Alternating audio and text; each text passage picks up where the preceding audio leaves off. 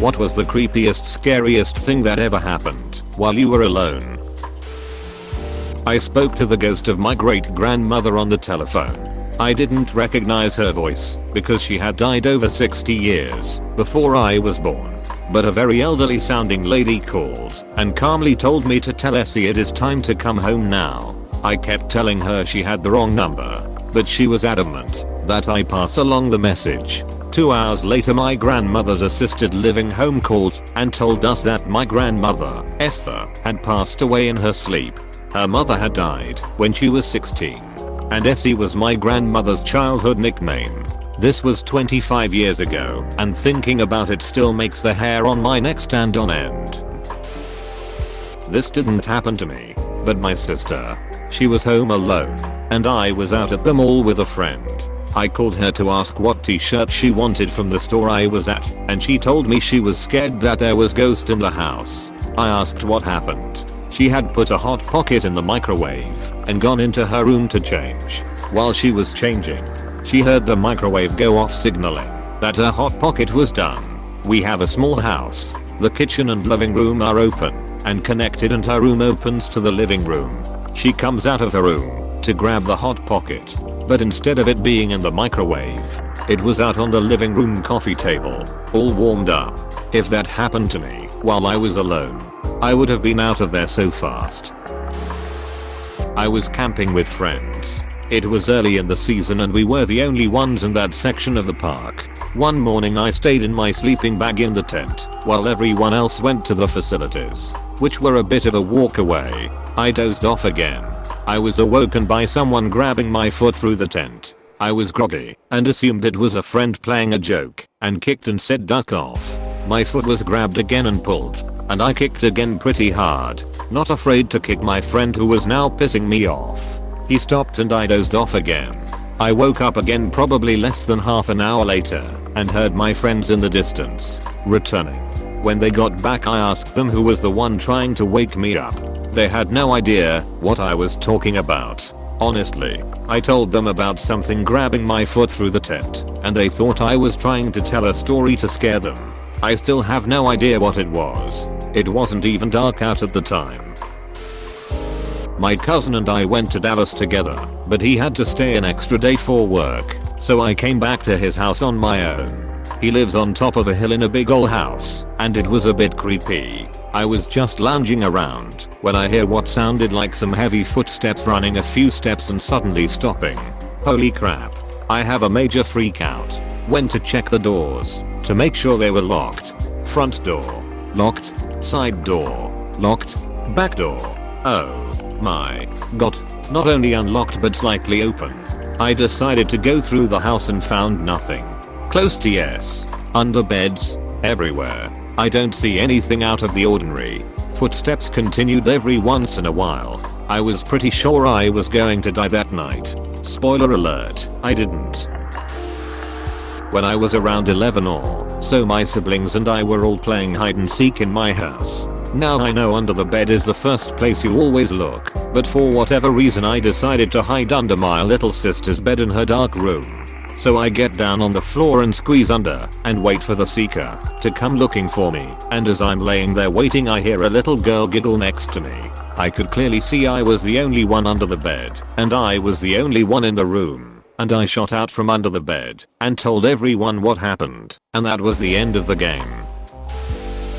When I was little, probably 6 or 7, I was in a room in my house on the ground floor playing on the treadmill. After a few minuets I glanced up towards the window and I saw someone duck away. Someone very clearly spying on me. Ran to my parents and turned out that my dad's work was sending people to spy on him to see if he really was injured or was faking it. Scary times. Heard my name when I was alone in my room one time. Heard it clear as day. 10 AM on a Saturday morning I was in bed petting my very bossy cat, who had pushed my bedroom open a few minutes prior, when I saw my dad. The entry to the kitchen is just that, an entrance. There is no door. I saw him in his oversized black shorts and miscellaneous old t-shirt cross the kitchen entryway. First I thought, why the duck he is not at work, then I realized that he wasn't wearing his glasses. which led me to think he must be sick. So I get up despite my dickhead cat's nasty face and walk into the kitchen to ask him if he is feeling okay. No one was there. No one was home. All the doors were still locked. I wasn't afraid. But turning that corner and expecting to see a person and seeing nothing but a bright empty room was very creepy. My grandma told me that after her husband died, if she left the bedroom door open when she slept she had dreams that he was coming into her bedroom, but when she shut the door the dreams went away. Shortly before she died she told me now he comes in, even when the door is shut. That is terrifying. The fact that the door was closed implies she didn't want him to come in. Now he comes in, even when the door is closed. What the duck? I was raised by my grandmother, and when she passed I continued to live in her house for a time until my family sold it on. One morning I was tidying and heard a creaking in her room. I never went in there once she passed. I just assumed it was in my head. Then following that I heard a coughing noise, and it sounded exactly like my grand's. She had a cough I could recognize, I guess from being around her so much. Anyway, that really freaked me out. My mom and aunt had a similar experience. We lived with my grandmother before she died, and in her home until my mom and my aunt could find somewhere to live. When she was alive my grandmother stayed up late, 3 to 4 in the morning. And she had a particular step, like she didn't lift her feet when marching at home, just kinda slided one foot after the other. After her death my mom and my aunt heard her footstep in the corridor between her bedroom and the living room a few times during the nights. I was home alone once at age of 7. I swear I hear somebody calling my name over and over. I was freaked out because I knew I was home alone, and yet I kept hearing it, just faintly, like a echo of a whisper. It gnawed at my sanity, and I was truly scared. Next day I find out my grandpa had been riding over to my house on his 4-wheeler and fallen off, breaking his hip. Knowing I was the only person home, he called my name all day. Gramps wasn't discovered until late that night when my parents came home. To this day I haven't told anyone that I heard him all along. Moral: if you think you're hearing your name being called, don't ignore it. Somebody might need help, and that's a lot more likely than a phantom whispering in your ear. TL. Doctor, I thought I was hearing voices. Was scared all day. Turned out to be my grandpa calling for help. Once I was the only one at work getting ready to shut it down for the night. I work in a really old warehouse that has been around for at least 50 years. As I was walking past a room a garbage can flew out the door and hit the wall with force about a foot in front of me. Checked out the room and nothing. I still can't explain it to this day. When I was younger, about 7, I was home alone and I heard the door open. My parents had gone out to celebrate a birthday with a few friends and I wasn't allowed to go. My older sisters were at a sleepover. I assumed it was my parents getting home, and I ran to the door but nobody was in the house after a thorough search. I then heard the back door to the house open and a man yell, "Hurry, get the hell out." I really didn't understand what was going on at the moment, so I just closed the doors and locked them. After my parents got home my mom and dad accused me of taking their money they had stashed away and asking me what I did with a few different things. After I told them what happened they didn't believe me until they saw that the hallway downstairs leading to our back door had muddy boot prints. They called the cops and freaked out. I live in a small house next to my father's home, which is in the middle of the woods, Norway. Even though I'm 18 years old, it can be quite scary being completely alone sometimes, especially after dark. This incident happened some time ago, about 1 year or so. It was well over midnight, and I was just about to go to sleep.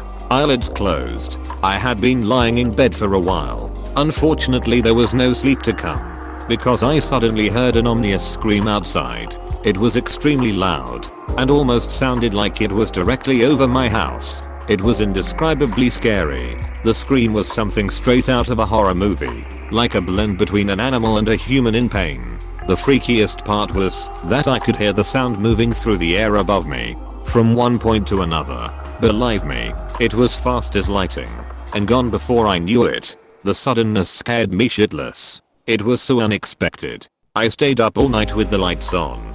The day after the incident I spoke to my father about it. It turned out that he had heard it too. He even rushed to the window to see what was going on outside. None of us have a clue of what the hell that scream was about.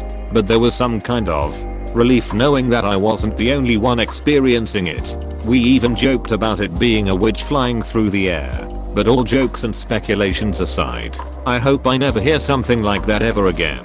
I still have trouble sleeping sometimes.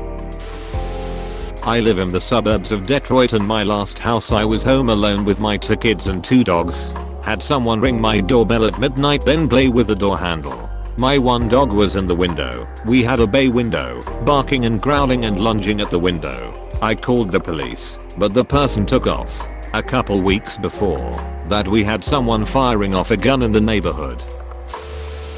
When I was about 11 I was walking home from a local store that was across the street from my apartment complex after buying milk. I walked by an older gentleman, maybe late 60s. After I passed him he said, "Excuse me, miss." I turned around and he was furiously masturbating in the open saying, "You like that? You like that?" Exclamation mark. Apostrophe. I ran faster than I ever have in my life. Never told anyone. Never saw him again. Definition creepy. Edit. Words. Also have other traumatizing creepy man penis stories. We lived rural, so no street lights. Home alone. Dark outside. Power goes off. No worries, I'm not too bad in the dark.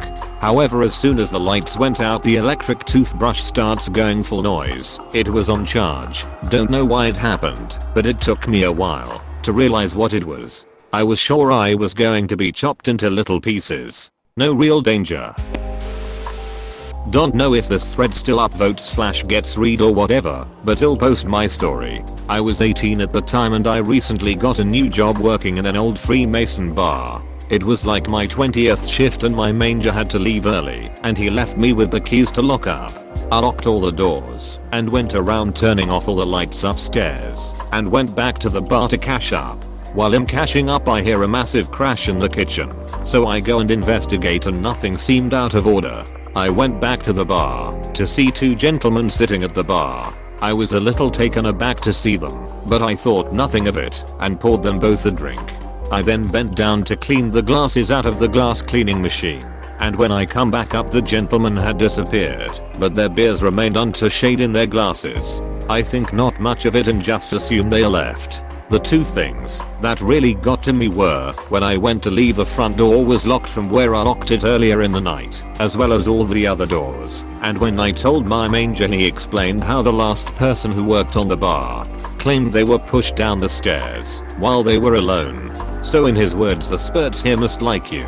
I swear this is no bullshit. Edit grammar. I was 12 years old and we were sitting there watching TV as a family at about 8 p.m. The power goes out, so my dad goes to the switchboard around the side of the house outside to see if it was that. We then heard the side gate open, so we could tell he was coming around the side through the back door, not the front door. The back door then doesn't open for about 30 seconds, when he should have reached the door after opening the gate by like 10 seconds. So we are all staring out the back door into the darkness waiting for him to open it and come inside. There's candles lit inside now. And my dad shines a flashlight at his face with his hand holding his hair, so it looks like someone had ripped his head off and was showing us. I was ducking 12 and I screamed and screamed. Turns out everyone was in on it. Fuck my family. I was 12. I was in the garage getting something when I heard an extremely loud, wet fart like the kind my dad rips. I was home alone. It wasn't me. I still get creeped out by that puta just sometimes. In another version of reality, your dad ripped a wet fart so fierce it actually ripped a hole in the fabric of space-time.